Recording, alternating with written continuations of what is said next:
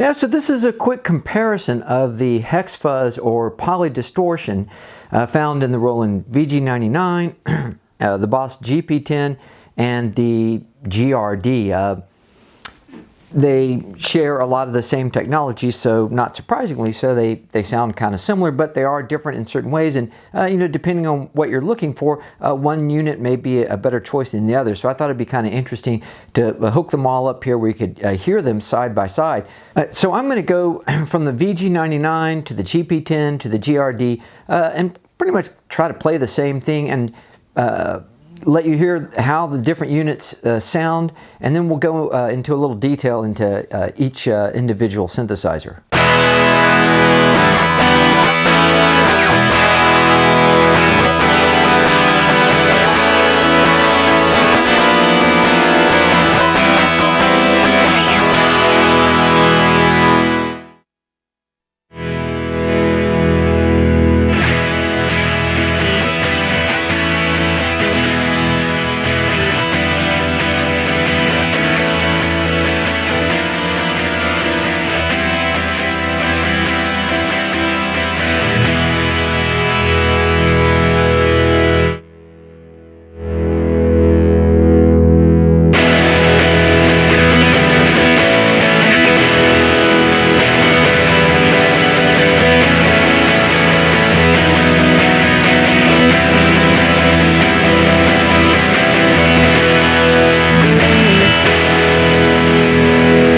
So they definitely have a very similar flavor to them.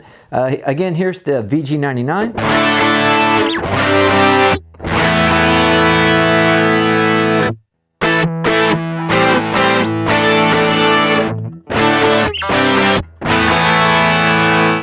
And then the GP-10.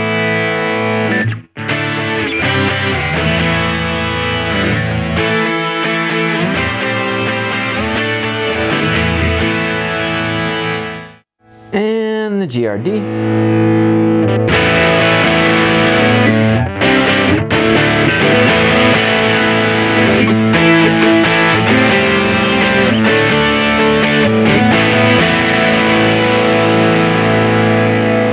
But if you're looking for that sort of very squashed Hex Fuzz sound, these units definitely deliver.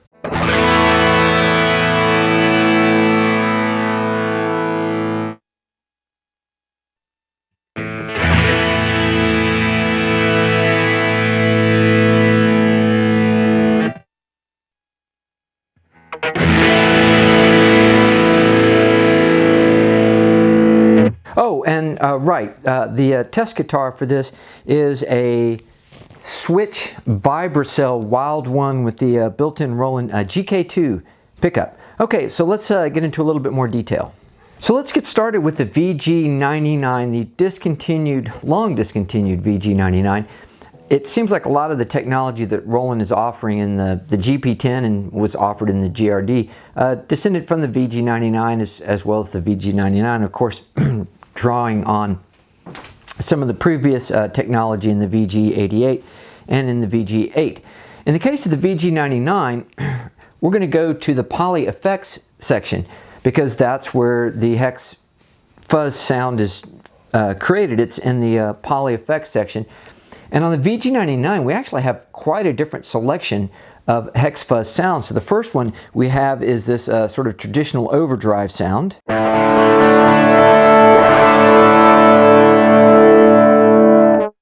Then we have a turbo overdrive.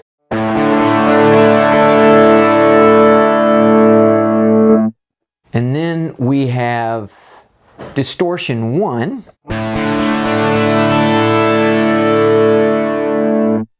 And then we have Distortion 2.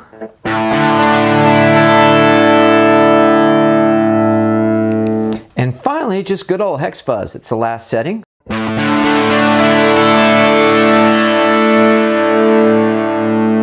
This is the one I think we're going to be most interested in.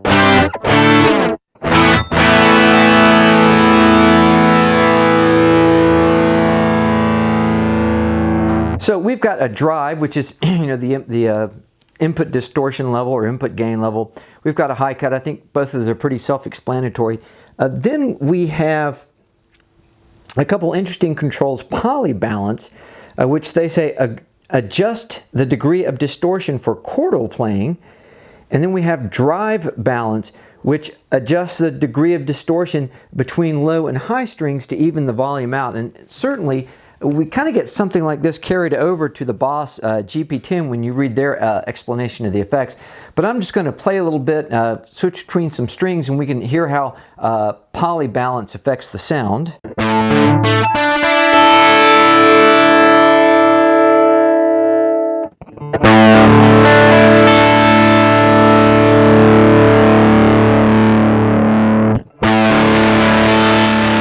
Certainly when we have poly balance at 0, everything seems a lot on a flatter level, and the distortion's fairly consistent, and it's a very monophonic sound.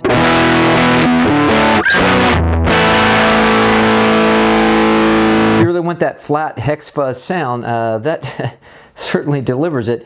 I'm going to hit the button beneath the adjustment here, which sets it to its default value, which in this case they want it to be 100. And then we have the drive balance control.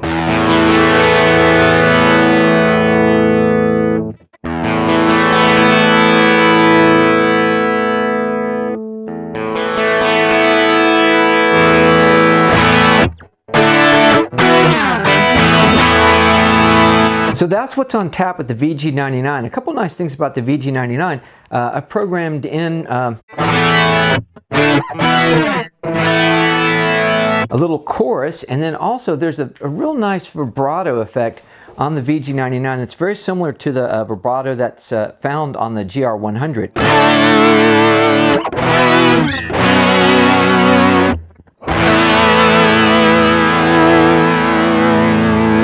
If you've seen the video I did where I go through some of the GR-100 sounds, you'll recognize it's a very, very similar flavor. They've tried to recreate that vintage vibrato effect.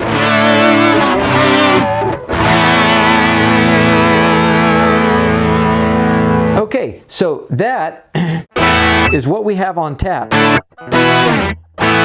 from the VG-99. Now let's look and see what's available on the GP-10. So let's look at the kind of Hex Fuzz tones we can get from the GP-10, which unlike the VG-99 and GR-D is still in production. You can still buy one of these. You can pick up the VG-99 and the GR-D, of course, used on eBay if you check around. So I started with a factory patch, I think it was 8, and then copied it into a new location so that we would have just the sound of the Polydistortion by itself. And you're going to see some very similar controls here that we saw on the VG-99. So I'm going to hit the modeling button, and we're going to go through here. The modeling type, we see it's poly effects, it's distortion, and probably the critical controls, the color control for sure.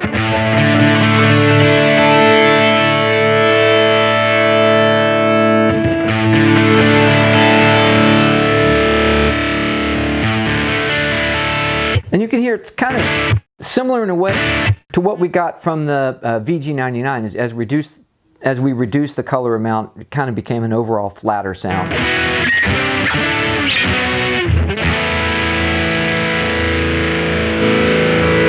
go ahead and crank that on up.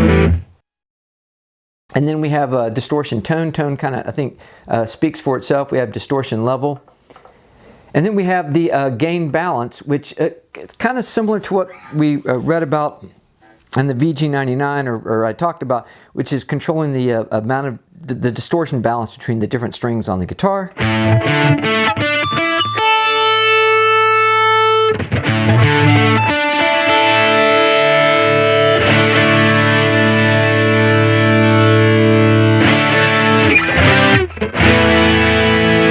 So overall, the GP-10, not surprisingly, kind of sounds a lot like the VG-99. Not quite as many controls to dial in there. I did put in a couple effects, some chorusing and the vibe sound.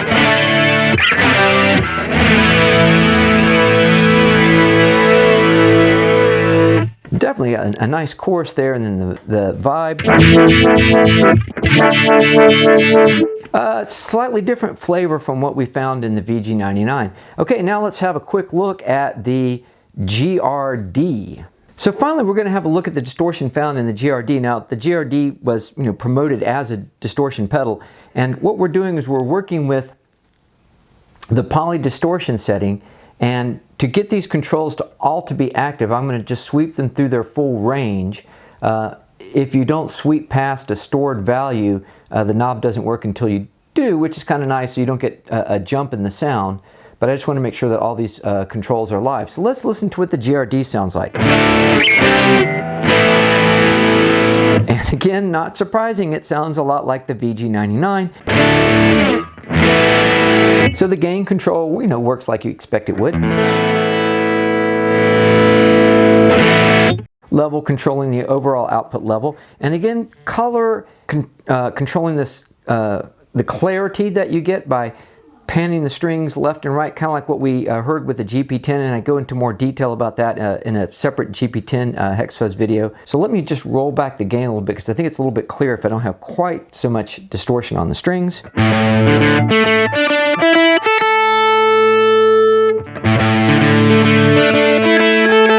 So we can see here with this all the way to the right, it kind of feels like the bottom strings are a little bit more distorted.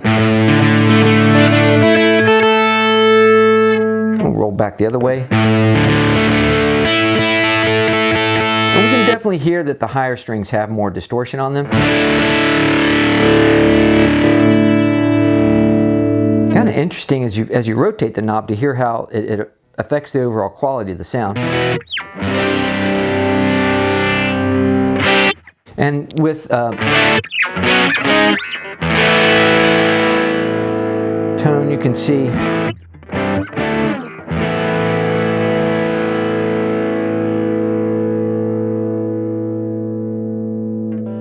now, one thing that really stood out as being different to me on the GR-D compared with the VG-99 or the GP-10 is you can really get an insane amount of overdrive well above what's possible with the VG-99 or the GP-10. If, Roland wanted to come out with something that really gave you a lot of distortion, this pedal delivers. So I've had the input gain about, close to halfway, which is similar to what we get with the GP-10 or the VG-99 with their gain at maximum. But let's see what happens if we really crank up the input gain here. Let's go about 3/4 of the way. And then if we go all the way,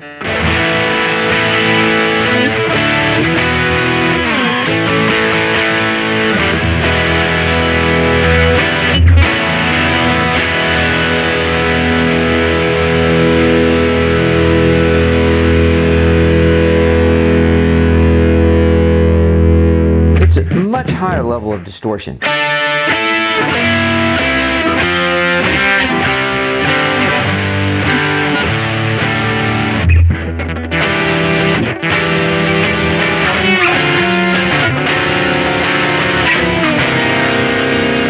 And again, you can play those fat chords without the crosstalk or intermodulation between the notes.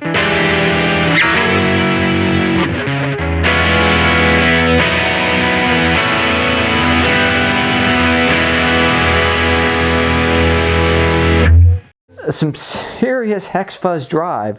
I think of all the pedals that are available, I would definitely go to look to the GR-D to deliver a really heavy Hex Fuzz sound that I just wasn't able to get from the VG-99 or the GP-10. I mean, I love the sound of the VG-9 and the GP-10, but the GR-D really delivers on a much higher level of saturation.